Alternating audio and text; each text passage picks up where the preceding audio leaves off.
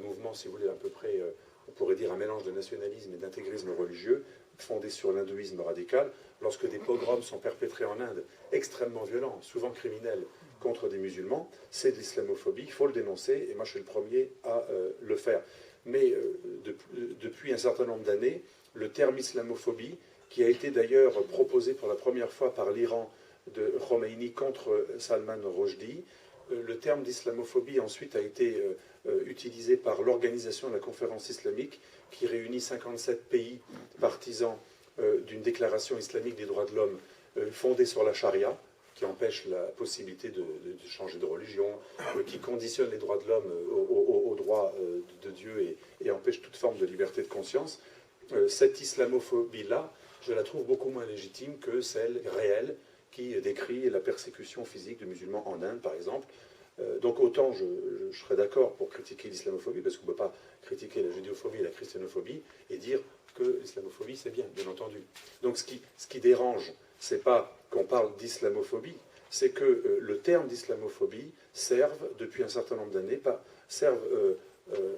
soit utilisé par les États de l'Organisation de la Conférence islamique, 57 pays musulmans extrêmement influents au sein des Nations Unies, pour faire avancer l'idée selon laquelle il faut punir ceux qui émettent une critique objective, même rationnelle, de l'islam et qui dénoncent l'islamisation.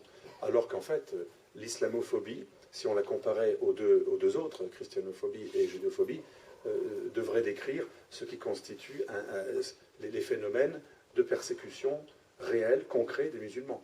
En aucun cas, la judéophobie dont parlait Taguieff ou la christianophobie dont je parle, en aucun cas, il s'agit de critiquer le fait qu'on puisse émettre une idée critique, une analyse concernant la religion juive ou la religion chrétienne. Heureusement, personne n'empêche qui que ce soit aujourd'hui de critiquer et le judaïsme au sens en tant que religion, les textes de l'Ancien Testament pour les chrétiens, et le christianisme. Par contre, effectivement, l'antisémitisme et la haine envers les juifs est condamné par la loi, en raison de ce qui s'est passé pendant la Seconde Guerre mondiale, on le comprend, et d'ailleurs bientôt une loi condamne le génocide, je dirais la Shoah des chrétiens, qui est le génocide qu'on appelle de manière impropre le génocide arménien, car il ne s'agissait pas de génocide des Arméniens.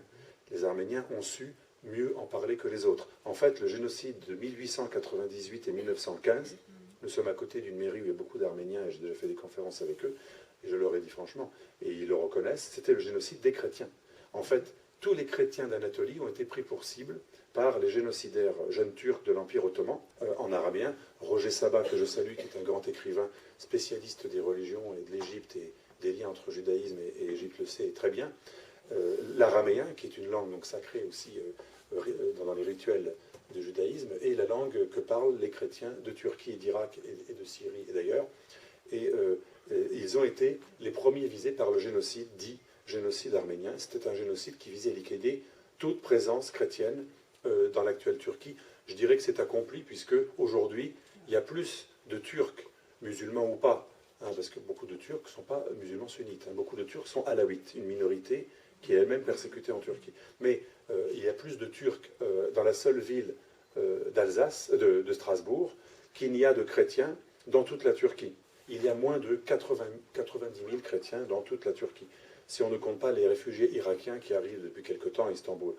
Donc c'est pour vous donner l'ordre de grandeur, sachant qu'il y a encore moins de 100 ans, on avait plusieurs millions de chrétiens qui vivaient en actuelle Turquie, des centaines de milliers d'Assyro-Chaldéens, plus de 2 millions à l'époque d'Arméniens, et à peu près 500 000 Grecs minimum, et vivaient encore en Turquie dans les années 20.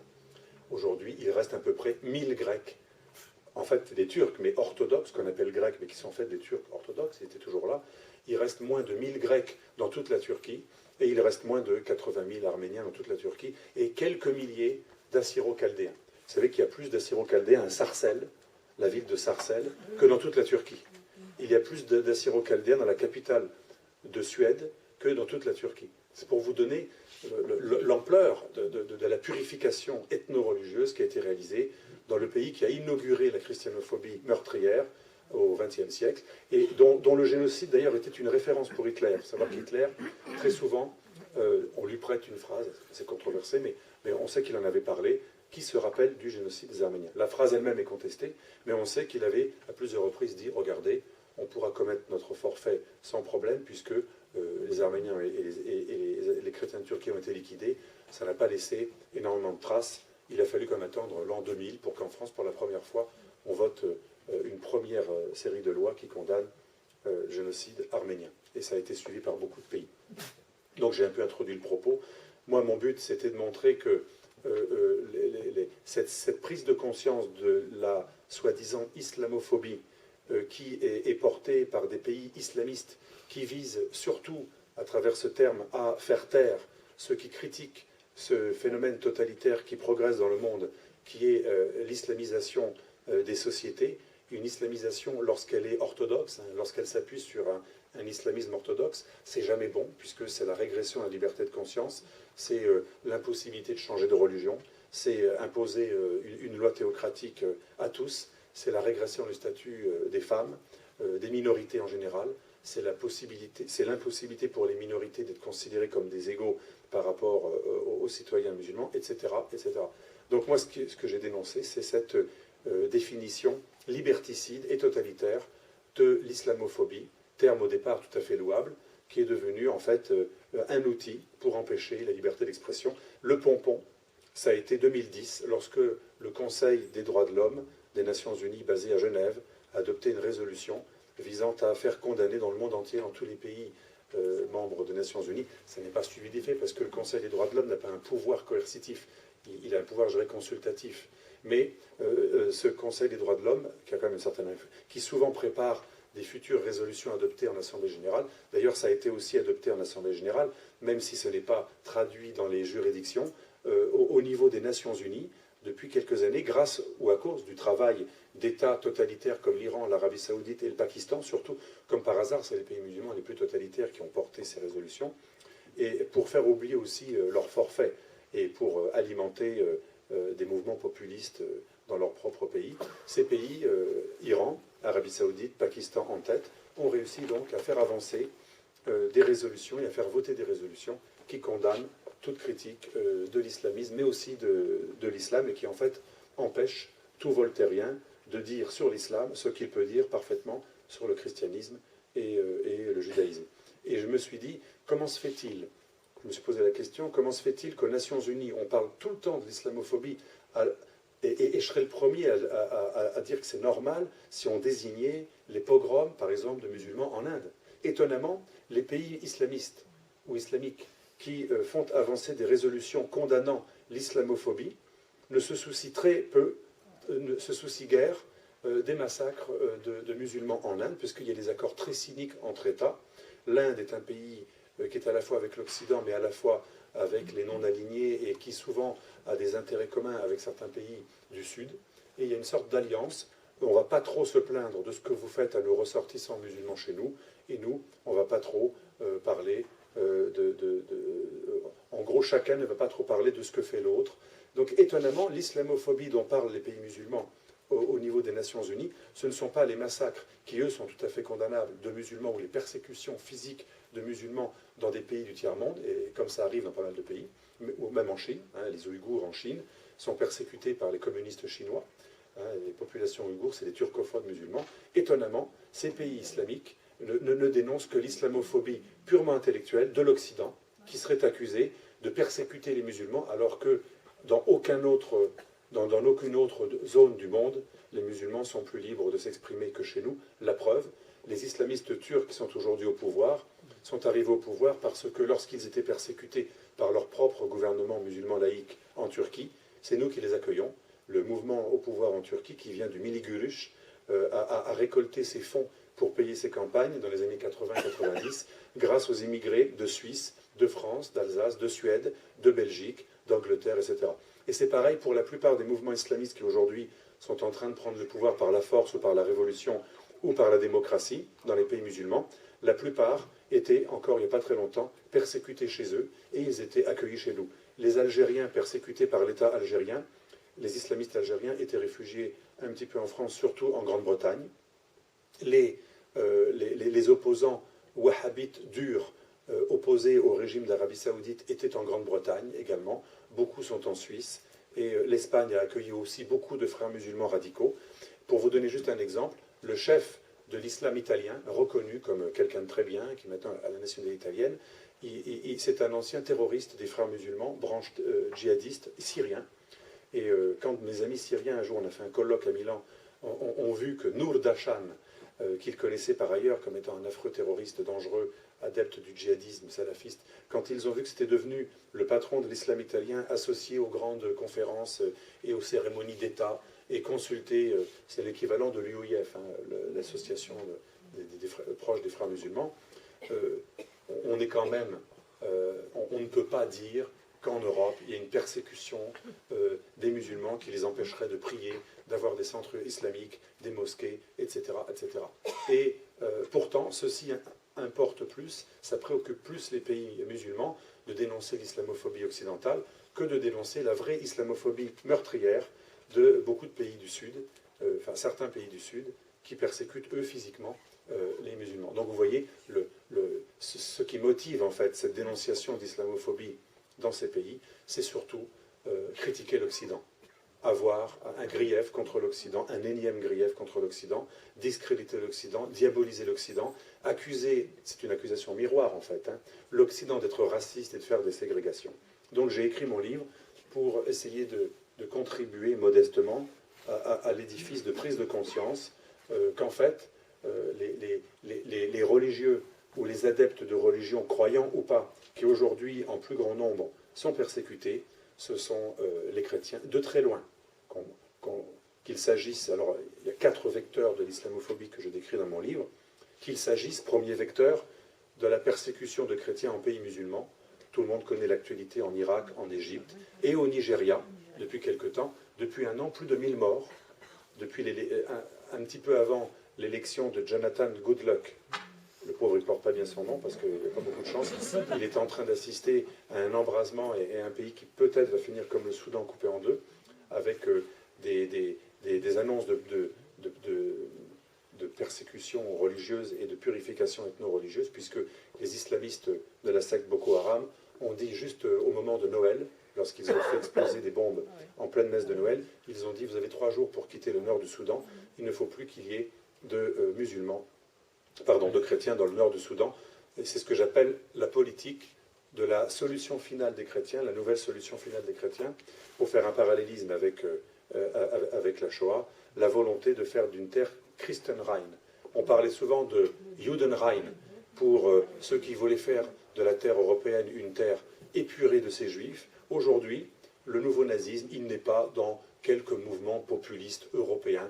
J'ai vu encore des reportages, j'ai reçu sur mon mail aujourd'hui encore un reportage: l'extrême droite menacerait l'Europe parce que par-ci ou par-là, des mouvements populistes anti-immigrés, d'ailleurs de plus en plus pro-israéliens, donc on est quand même loin des nazis classiques, auraient participé à des élections locales ou seraient entrés dans le gouvernement, etc. En fait, aujourd'hui, le vrai retour du nazisme, il n'est pas là où on l'attend, il n'est pas chez quelques mouvements populistes comme les nouveaux Suédois ou et un parti, je ne parle pas de la Norvège où il y a eu un vrai cas monstrueux de barbarie, mais je parle de certains pays où des mouvements populistes sont associés au pouvoir. Ce ne sont pas des vrais nazis. Taguieff lui-même, qui a écrit le livre sur la judéophobie, il dit une des grandes erreurs qui contribuent à banaliser le nazisme, c'est de classer un Villiers dans les mouvements d'extrême droite, de classer un populiste pourtant pro-israélien, libéral en économie, dans la catégorie des nazis ou des fachos. En fait, à considérer comme fachos, fascistes, nazis ou extrême droite des mouvements qui sont en fait des mouvements conservateurs populistes, on fait un amalgame terrible, et quelque part on banalise le nazisme, parce que si les nazis, c'est la Ligue Nord en Italie, dont le ministre de l'Intérieur, Maroni, certes fait partie d'un mouvement populiste, avec beaucoup d'emportements verbaux, mais qui a empêché toute radicalisation, et lorsqu'il a été ministre de l'Intérieur, finalement, il n'a pas détérioré la condition des musulmans légaux ou illégaux, il a appliqué la loi, et il n'a pas du tout fait une politique de purification ethnique. On est loin. Donc en fait, on banalise les choses. Si un nouveau nazi, c'est en fait un dirigeant conservateur ou conservateur populiste, comme la Ligue Nord ou d'autres mouvements en Europe, qu'est-ce qu'un nazi? finalement, un nazi a l'air sympathique, puisqu'aujourd'hui, pour Vincent Gesser ou d'autres, un nazi ou un facho, c'est quelqu'un qui fait une politique qui est très proche de celle de Nicolas Sarkozy, de son ministre de l'Intérieur, Claude Guéant. L'autre jour, dans le train, j'étais assis à côté de quelqu'un qui disait il y a une dérive extrêmement dangereuse au sein du sarkozysme, qui est une dérive d'extrême droite, qui veut faire une purification ethnique et qui vise à faire de la France un pays fasciste. Et mieux, j'étais en Angleterre il n'y a pas très longtemps, pourtant un congrès de gens assez raisonnables, et à un moment, on nous demande de faire une minute de silence, enfin, ça fait pas très longtemps, c'était il y a 2 ans quand on parlait de l'histoire de l'expulsion et des Roms. Il y a eu des propos peut-être maladroits ou mal compris de Sarkozy sur les Roms, et on nous demande de faire une minute de silence parce qu'en France, on déportait massivement les Gitans. C'est pour vous montrer comment ceux qui ont comme fond de commerce la dénonciation de l'extrême droite en Europe sont prêts à inventer des fachos. Là, il n'y en a pas, parce que quand même, Sarkozy, on fait mieux en facho ou en nazi ou en antisémite. On fait mieux. Si Sarkozy représente le nazisme antisémite, ben on se demande ce qu'est le nazisme. C'est une inversion totale des valeurs, quand on sait à quel point Nicolas Sarkozy, d'ailleurs, est attaché aux valeurs humanistes et à ses origines, certes lointaines, juives. Donc on est dans une époque où on mélange tout, où on cherche à inverser les responsabilités, et c'est pour ça qu'on ne parle pas, entre autres, de la nouvelle christianophobie. Les pays musulmans qui pratiquent le plus chez eux la christianophobie, parce que c'est surtout les chrétiens qu'ils visent, parce que dans beaucoup de pays musulmans, ils n'ont plus de juifs à manger. Ils les ont déjà tous expulsés ou tués. Sous Nasser, il y a eu des pogroms extrêmement violents qui ont fait en sorte que les juifs sont partis. En Algérie, on leur a bien fait comprendre que la nouvelle Algérie indépendante serait arabo-islamique et qu'elle ne tolérerait pas les chrétiens et les juifs. Certains juifs sont restés un petit peu en Turquie, au Maroc et en Tunisie. En Irak, ils ont été totalement épurés. Au Yémen, ce n'est qu'un souvenir. Il en reste quelques-uns en Syrie qui sont en quelque sorte gardés pratiquement en otage. Donc il n'y a plus vraiment de problème juif dans les pays arabo-musulmans, et la plupart des pays musulmans ont été vidés de leurs juifs. Alors ce qu'on a trouvé aujourd'hui, c'est ça la nouvelle christianophobie, eh bien c'est le chrétien. Là où il y a beaucoup de chrétiens, parce qu'en Égypte, il y a quand même à peu près il y a plus de 10 millions de chrétiens, c'est une masse. Certains disent 15, bon, entre 8 et 20, selon les statistiques, parce que l'Égypte ne veut pas faire de référendum. On ne veut pas dire les vrais chiffres des Égyptiens. L'Égypte minimise, puisqu'elle se dit arabo-islamique et ne considère pas les chrétiens dans sa propre constitution, puisque la charia est source de la loi. Donc, premier vecteur de christianophobie, le monde islamique. Et ce ne sont pas que des groupes islamistes, contrairement à ce que nous dit les versants Gesser, ce ne sont pas que des terroristes. D'ailleurs, les partisans des théories de Gesser sont assez négationnistes. Quand on tue des chrétiens ou des minorités dans les pays musulmans, non seulement c'est pas l'islam, non seulement c'est uniquement quelques mouvements terroristes islamistes, mais en plus, ce n'est pas des vrais mouvements terroristes islamistes, parce que c'est les services de sécurité de l'État qui créent de toutes pièces des faux mouvements islamistes qui vont ensuite faire des carnages. La grande idée aujourd'hui, qui est pratiquement générale dans les milieux de recherche, y compris universitaires, c'est de dire en Algérie, il n'y a pas eu d'islamistes. C'est une invention du gouvernement, c'était des islamo-libéraux, ils n'ont pas pu arriver au pouvoir, et pour les accuser d'avoir créé une guerre civile, le gouvernement a inventé des groupuscules comme ceux du GIA qui ont tué les membres de Tibérine. Donc aujourd'hui, la grande thèse à la mode, qui est d'ailleurs sous-entendue un petit peu dans le magnifique film, que je n'ai pas trouvé si magnifique que ça d'ailleurs, en gros, c'est les services de sécurité algériens qui combattaient l'islamisme, qui en fait ont attribué aux islamistes les crimes des chrétiens qui en fait ont été commis par les militaires. Et ça, c'est la grande idée à la mode aujourd'hui, une idée négationniste. Mais en fait, pourquoi on parle plus de l'islamophobie à l'ONU et dans le monde entier que de christianophobie? Parce que les islamistes ont compris, et les régimes islamistes ont compris, que puisque chez eux, il y a des lois qui persécutent les chrétiens, et je vais y venir dans quelques instants, ce ne sont pas que des groupuscules islamistes, ce sont les lois des pays, ils se sentent quand même visés. Donc la meilleure défense, c'est l'attaque, pour faire oublier qu'il y a une énorme christianophobie dans ces pays-là. La stratégie d'Erdogan, la stratégie du régime égyptien, la stratégie de l'Algérie, la stratégie du Pakistan, eh bien, c'est de faire avancer l'idée, en utilisant un petit peu la mauvaise conscience postcoloniale occidentale, faire avancer l'idée selon laquelle, aujourd'hui, l'Occident aurait renoncé au judaïsme, puisqu'il serait, la vision des islamistes, c'est que l'Occident serait aux mains des Juifs, mais par contre, l'Occident serait gagné, depuis d'ailleurs qu'il est encore plus aux mains des Juifs, l'Occident serait gagné par une nouvelle forme de nazisme qui cette fois-ci prend les musulmans pour cible, pour cible l'islamophobie. Donc Premier vecteur, les pays islamistes. On nous dit que ce sont des islamistes terroristes instrumentalisés par l'État. C'est faux. Les premières sources de christianophobie dans les pays musulmans, ce sont les discours politiques, les télévisions, les radios, les lois, les constitutions et même les universités islamiques. Et pas des hangars où des islamistes illégaux prêchent. La plus grande université islamique mondiale, de El Azhar en Égypte, enseigne à ses étudiants que le chrétien est un théophage qui mange Dieu et qui est trithéiste, donc qui est païen, qui est polythéiste. On a le droit de le penser à la limite. Mais quand on sait, parce que, par exemple, moi j'ai des amis juifs qui pensent qu'il y a quelque chose de très paganisant dans le christianisme, il y a même des chrétiens qui le pensent. Mais quand un juif ou un chrétien, ou un chrétien déchristianisé le disent, c'est pas dangereux, puisque aucun juif et aucun chrétien, et aucun gouvernement chrétien ou gouvernement israélien ne songe à déclarer la peine de mort, à dire que les païens sont coupables de la peine de mort. Mais quand on sait que dans les pays inspirés par la charia, être païen signifie être tué, car dans la charia et dans le Coran, c'est très clair. On épargne le chrétien que s'il se prétend monothéiste. C'est pour ça qu'aujourd'hui encore, quand ils font leur signe de croix, les chrétiens du Proche-Orient rajoutent « Ilahan wahad amin ».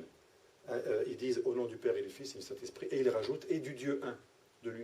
Ou du Dieu unique. Parce que, me disaient mes interlocuteurs, au cours des siècles, si on était un chrétien avec la doctrine chrétienne classique de la Trinité, on était tué, parce qu'on était un païen, et sur le chemin du djihad, on n'épargne que le juif et le chrétien monothéistes, qui adhèrent à la vraie religion. Ça veut dire qu'un juif et un chrétien devaient faire amende honorable et faire profession de foi, de similitude avec la foi musulmane. Par contre, le chrétien qui disait « je crois en la Trinité », ça peut vous paraître absurde, ou à d'autres, hein, mais c'est leur droit, eh bien ceux qui sont des chrétiens trinitaires, théoriquement, sont considérés comme des infidèles. Et le Coran est très ambigu. Il y a des phrases très respectueuses du Coran envers les chrétiens, et Mahomet en général s'adressait aux chrétiens monothéistes qui adhéraient à des sectes judéo-chrétiennes assez monothéisantes, qui avaient une doctrine qui était différente de celle de la Trinité, beaucoup plus, je dirais, paganisante. Par contre, lorsque Mahomet fait allusion aux chrétiens qui adhèrent à la doctrine, à l'époque qu'on appelait orthodoxe, des chrétiens d'Orient, qui était la même que celle que les catholiques, de la Trinité, là, ceux qui disent que Dieu est trois, tuez-les. Donc on a une ambiguïté terrible dans le Coran qui permet aux islamistes de tuer un chrétien dès lors que, s'il parle un moment de l'Esprit Saint ou de Jésus, fils de Dieu, non, Dieu n'a pas de fils. Si Dieu a un fils, vous êtes des associateurs, vous êtes des trinitaires, vous êtes des païens. Donc imaginez, dans les pays musulmans, les lois anti-conversion, les lois anti-blasphème permettent de mettre en prison, et dans certains pays, de tuer les chrétiens. Asia Bibi, qui est en prison aujourd'hui, vous savez pourquoi elle est en prison d'ailleurs? Elle reste en prison parce que si elle sort de prison, elle est tuée dans la rue immédiatement. Il y a plein de gens qui défilent chaque jour pour, en hurlant comme des rapaces affamés, libérez-la pour qu'on la tue. L'une des raisons pour lesquelles le Pakistan la garde en prison, parce qu'il y a beaucoup de pression occidentale pour qu'elle ne soit pas condamnée à mort, c'est pour la protéger, entre autres. Donc aujourd'hui au Pakistan, ce ne sont pas les islamistes qui ont fait une loi qui condamne à la peine de mort les chrétiens qui ont osé parler de leur foi. Et quand Asia Bibi a été condamnée à mort, ça s'est passé de la manière suivante. Elle va boire dans un puits parce qu'elle fait des cueillettes dans un champ. Elle a le double de travail. Ce qui est courant au Pakistan, un chrétien a souvent le double de travail que de son collègue musulman. Et en général, il n'a jamais les postes de responsabilité. Elle veut aller boire dans le puits, elle est crevée parce qu'elle travaille le double. On lui donne un panier, on a le récit de ce qui lui est arrivé. Elle avait un panier qui était le double de volume. Et dans le même temps, elle devait mettre le même nombre de cueillettes. Elle va boire dans un puits. Et on l'accuse d'avoir profané le puits parce qu'elle a bu 2 fois de suite. L'eau est profanée. Et ses collègues musulmanes, avec qui pourtant elle était assez en bonne intelligence, lui dit « Tu as profané le puits, vous connaissez la suite. » Elle dit qu'un chrétien n'est pas profanateur, puisque finalement on est tous humains. Et à un moment, comme elle est assez naïve et sincère, elle a dû lâcher « Le Christ, il est pour vous aussi », un truc comme ça. Ah, dénonciation, immédiatement. Les jeunes filles vont voir leur mari. Leur mari dit « Ah, ça ne va pas se passer comme ça », ils vont voir l'imam. Et l'imam dit « Vous inquiétez pas, il y a une loi au Pakistan qui existe, la loi anti-blasphème et anti-prosélytisme, qui permet de condamner à mort tout chrétien qui a osé annoncer la foi chrétienne à un musulman. » Donc il a heurté la foi des musulmans. Vous savez que le prosélytisme est considéré comme une atteinte à l'islam. Et donc cette dame a été condamnée par des lois officielles, des lois tout à fait légales, des lois qui ont été votées, et qui sont permises par le fait que la constitution pakistanaise est fondée sur la charia.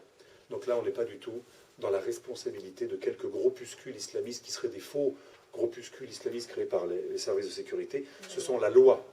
C'est la loi de ces États qui sont la première source de persécution. Je reviendrai par la suite. Je vais essayer de ne pas faire une trop grande conférence pour qu'on aille vite au débat. Deuxième vecteur de persécution, le communisme. Le communisme, là aussi, pourquoi on ne parle pas trop, hein?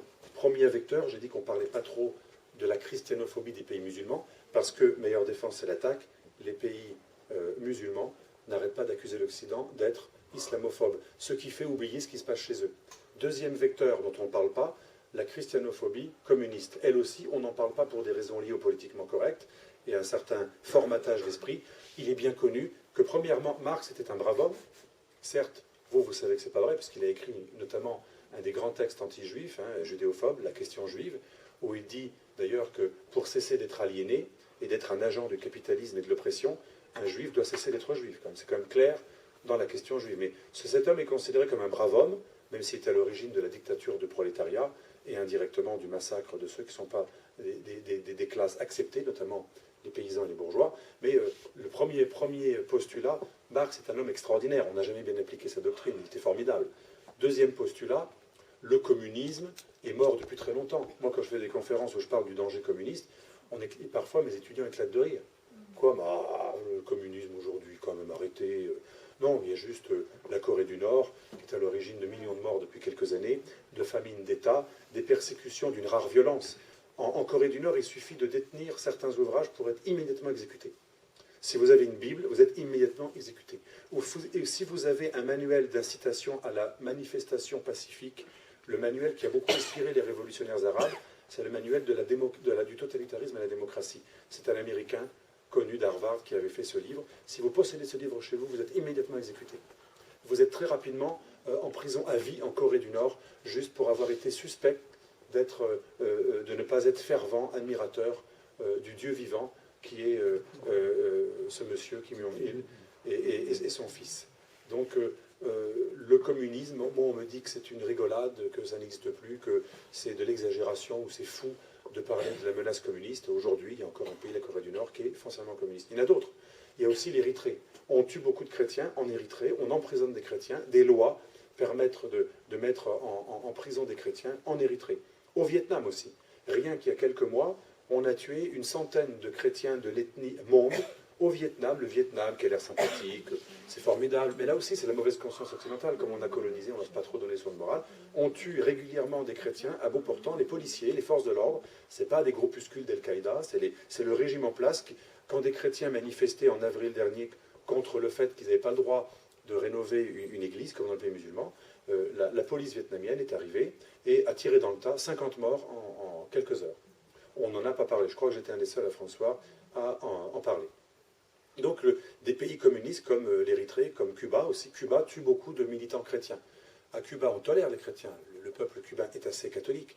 Mais les chrétiens militants qui sont accusés d'être des agents du Vatican ou des agents des missionnaires protestants américains liés à des lieux connus aux États-Unis, et bien très rapidement, c'est comme en Chine d'ailleurs. En Chine, grand pays quand même, que quelqu'un qui s'appelle Ségolène avait considéré comme un pays dont la justice est très efficace. Il avait fait une bourde. Oui, c'est très efficace puisqu'on tue des milliers de gens chaque année en Chine, en travaux forcés, en conditions horribles dans les prisons ou en exécution pure et simple. Donc il y a en fait pas mal de pays communistes sur Terre qui tuent, qui persécutent des chrétiens, des opposants, des démocrates, quels qu'ils soient.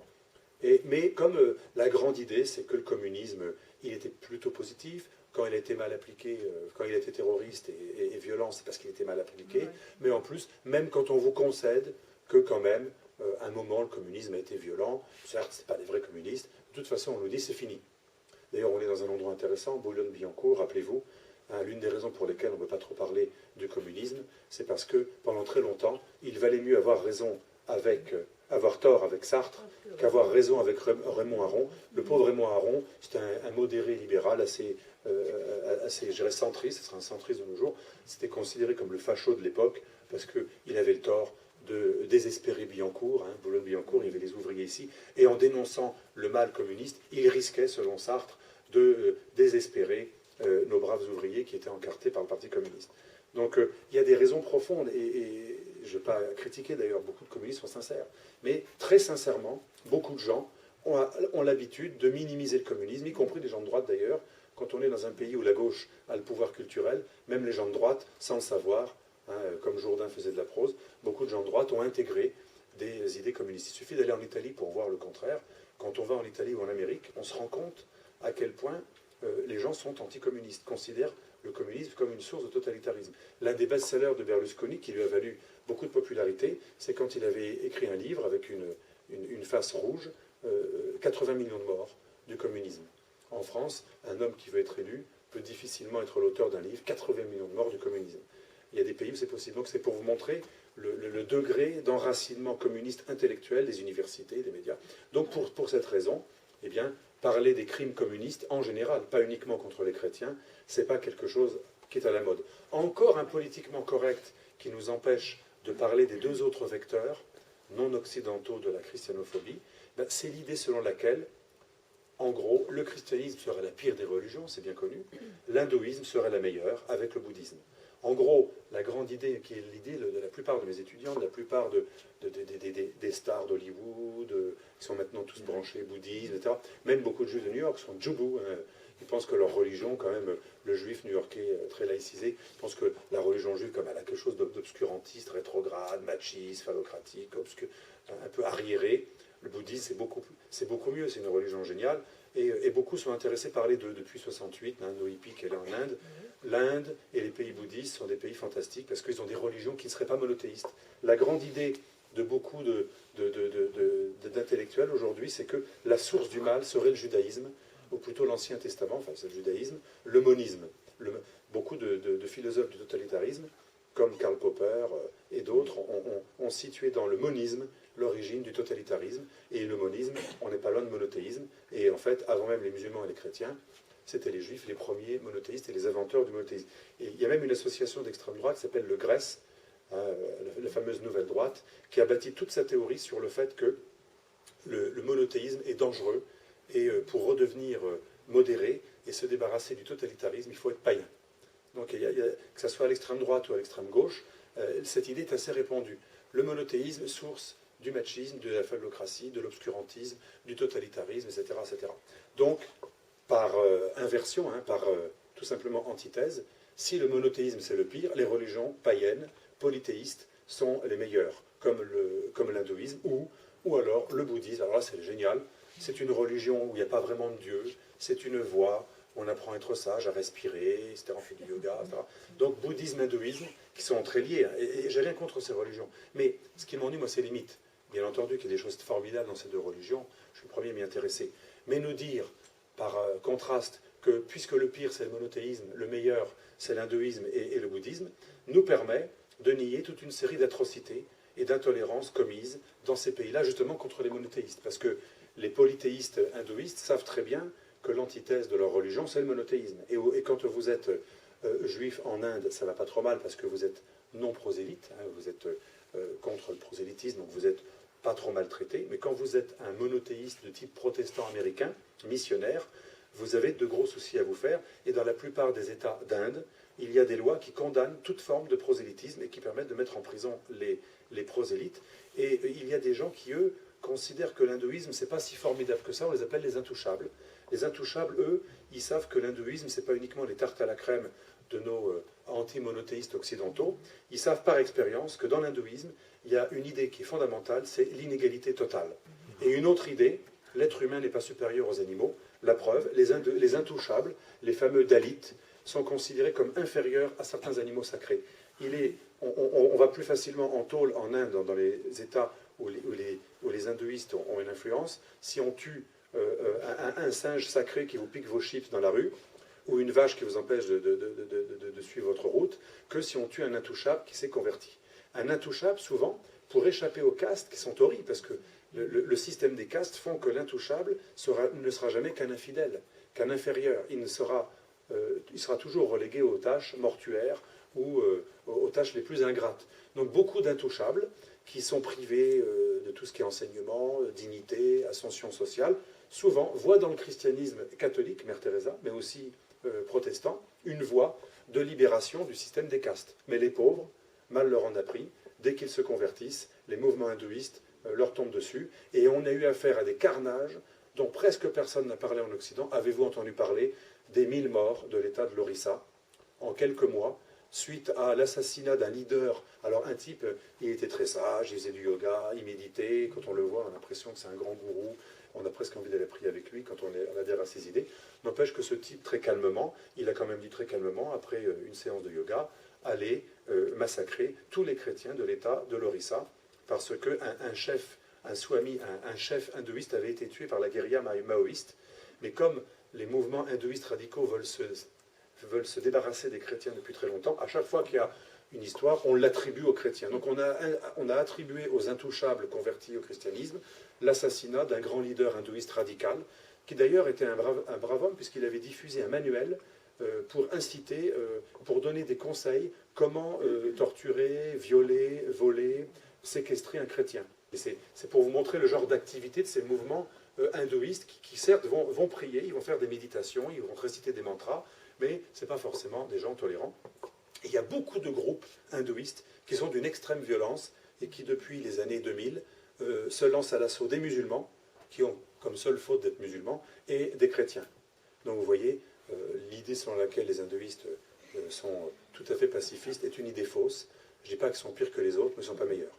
Et quand on nous dit que c'est une religion pacifique, le Mahabharata, qui est le cœur du récit épique, qui est au cœur même de la croyance des hindouistes, c'est un récit sacré, c'est une immense guerre entre deux royaumes, et on s'entretue, et le dieu Krishna incite le héros à faire la guerre sans état d'âme. Certes, de manière très zen, de manière très yogi, mais à tuer quand même, poliment, sans haine, sans reproche, sans peur, mais à tuer.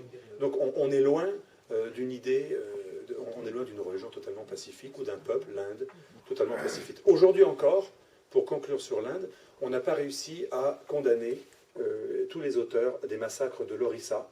Il y a eu 40 000 réfugiés, des milliers de maisons détruites, et il y a encore des milliers d'Indiens intouchables, convertis au christianisme, qui errent dans les jungles.